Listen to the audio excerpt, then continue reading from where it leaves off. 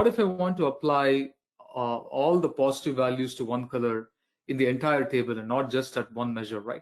I don't want to go and create 6 different quick rules. In fact, 12 rules if you consider positive values and negative values.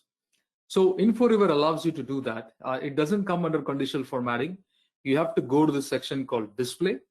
It's a display setting, and go to numbers, and you see this toggle button called semantic formatting.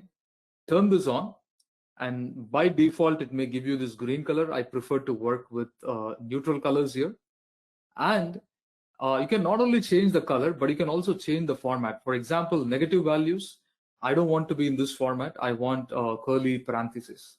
So as soon as I do that, you're going to see that my report look and feel gets updated.